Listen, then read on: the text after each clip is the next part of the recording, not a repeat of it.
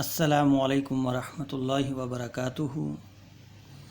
فہم دین YouTube channel پر خوش آمدید۔ ہمارا جو موضوع چل رہا ہے وہ ہے مسائل غسل۔ اس میں گزشتہ کل ہم نے غسل کے صحیح ہونے کی شرائط کو سیکھا۔ جو کل گزر گئی اس میں ہم نے غسل کے صحیح ہونے کی شرائط کو سیکھا،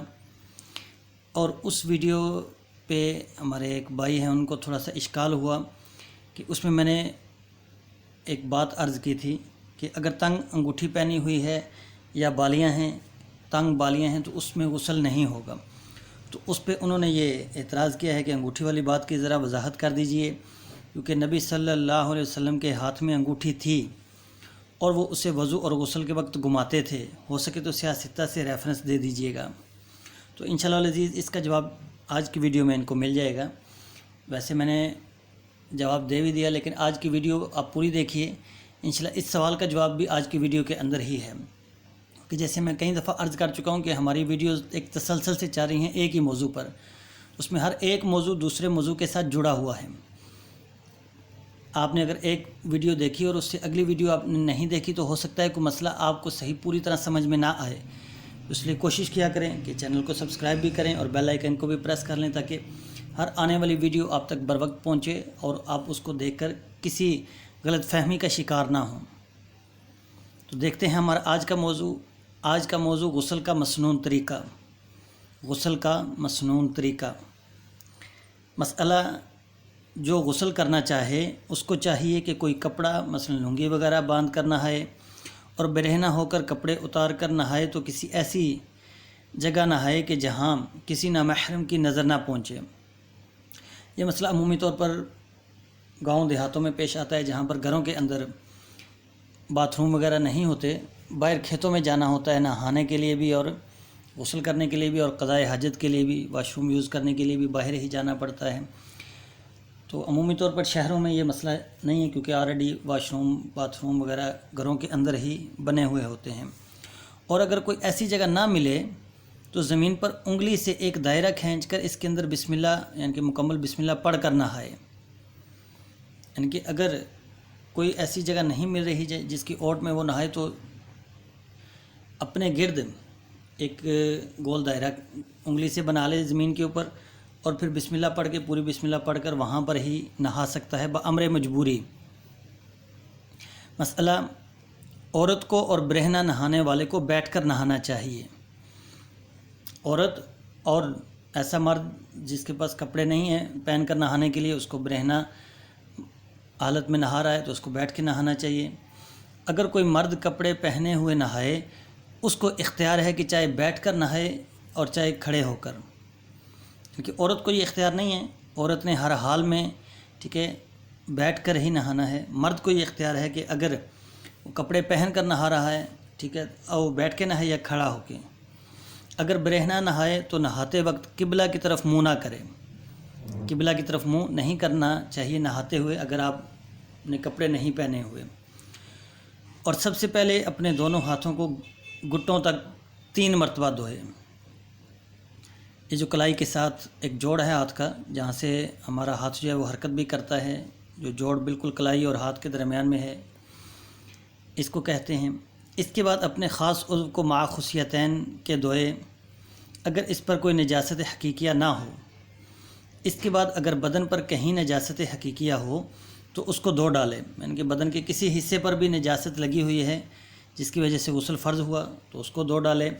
اس کے بعد اپنے دونوں ہاتھوں کو مٹی، پرانے زمانے کے بعد آج کل اس کا متبادل صابن وغیرہ ہے، صابن یا مٹی وغیرہ سے مل کر دھوئے۔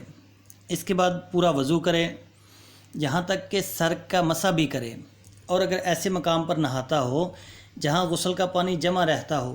تو پیروں کو اس وقت نہ دھوئے، بلکہ بعد فراغت کے غسل کے دوسری جگہ ہٹ کر پیروں کو دھوئے۔ مثلا واش روم کی جو ہے پانی کی نکاسی وہ بند ہو گئی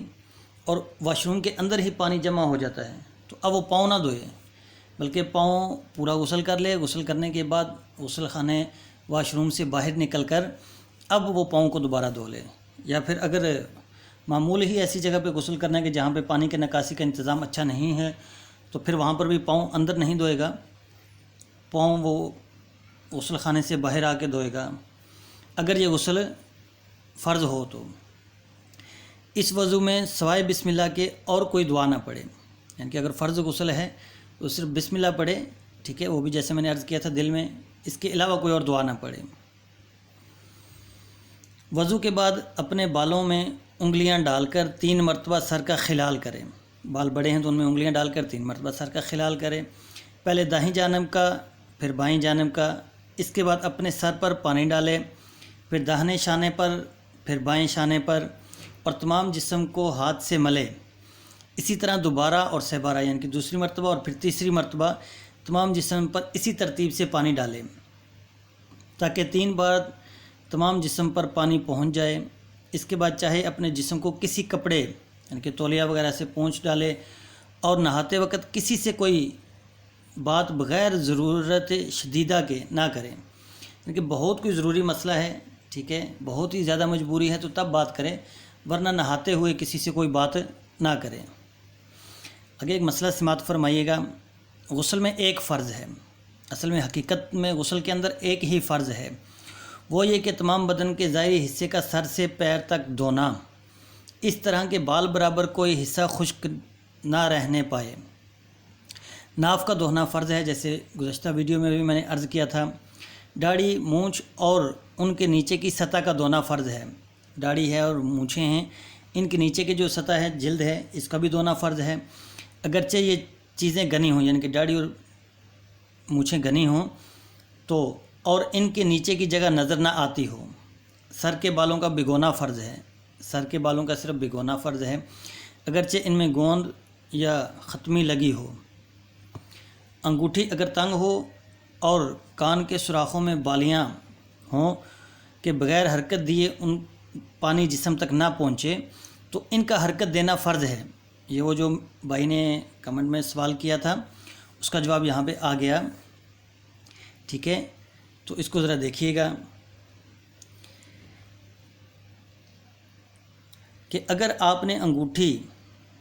تنگ ہو آپ کی اور کانوں کے سوراخوں میں بالیاں ہوں کہ وہ بغیر حرکت دیے انگوٹھی کے نیچے اور کانوں کی جو بالی کا سوراخ ہے اس کے اندر پانی نہ پہنچے تو ان کا حرکت دینا فرض ہے۔ اگر آپ نے حرکت نہیں دی تو ایک آپ کا فرض رہ گیا، آپ کا غسل نہیں ہوگا، جو کل کی ویڈیو میں نے جملہ بولا تھا۔ اور کان کے سوراخوں میں اگر بالیاں نہ ہوں، اور اگر تو بالیاں ہیں تو بالیوں کو حرکت دے لیں، اور اگر بالیاں نہیں ہیں اور سوراخ اگر بند نہ ہوئے ہوں تو اگر بغیر ہاتھ کے ملے ہوئے یا کوئی تنکا وغیرہ ڈالے ہوئے پانی ان کے اندر نہ پہنچے تو تنکا وغیرہ ڈال کر پانی پہنچانا فرض ہے۔ پہلی صورت تو یہ ہے کہ سوراخ تھوڑے کھلے ہیں، آپ نے ہاتھ ہی کے ساتھ اس کو ملا، بالیاں نہیں ہیں، ہاتھ کے ساتھ آپ نے ملا اور وہ پانی جو ہے اس کے سوراخ کے اندر داخل ہو گیا، پھر تو ٹھیک ہے۔ لیکن اگر سوراخ اتنے تنگ ہیں کہ بغیر تنکا وغیرہ یا کوئی بھی چیز پتلی باریک ایسی چیز جس کو اس کے اندر ماریں، ٹھیک ہے، تو اس کے بغیر اگر پانی اندر نہیں جاتا تو وہ تنکا مارنا یا کوئی بھی ایسی چیز اندر مارنا وہ فرض ہوگا۔ اگر وہ نہیں ہوا تو وہ آپ کا غسل نہیں ہوا۔ یہ عورتوں کے لیے بالخصوص یہ مسئلہ ہے، اس کو ذرا بہت اس میں بے احتیاطی کی جاتی ہے۔ اور غسل میں آخر میں دیکھیے ذرا، غسل میں 3 فرض ہیں، کلی کرنا فرض ہے، ناک میں پانی ڈالنا، تمام بدن کو پانی سے دھونا، یہ 3 فرض ہیں، ٹھیک ہے۔ حقیقی طور پر تو ایک ہی فرض ہے کہ پورے جسم کو اس طرح دھونا کہ ایک بال برابر بھی حصہ خشک نہ رہے، ٹھیک ہے۔ اسی میں اب کلی بھی آ جاتی ہے کیونکہ بعض علماء کے نزدیک منہ کا جو خلا ہے یہ بھی ظاہری حصے میں ہی آتا ہے، اور اسی طرح ناک کے جو نتنے ہیں یہ بھی جسم کے ظاہری حصے میں ہی آتے ہیں، لہٰذا اسی ایک ہی فرض کے اندر یہ دونوں بھی آگے، کلی کرنا بھی فرض ہے اور ناک میں پانی ڈالنا بھی، تمام بدن کو دھونا یہ بھی فرض ہے۔ امید ہے آج کی ویڈیو سمجھ آ گئی ہوگی۔ اگر سمجھ آ گئی ہو تو ہمارے چینل کو ابھی تک اگر آپ نے سبسکرائب نہیں کیا تو سبسکرائب کریں اور بیل آئیکن کو بھی ضرور پریس کریں۔ جزاکم اللہ خیر و احسن الجزاء فی الدنیا والآخرہ۔ انشاءاللہ العزیز ملتے ہیں اگلی ویڈیو میں، تب تک کے لیے السلام علیکم ورحمۃ اللہ وبرکاتہ۔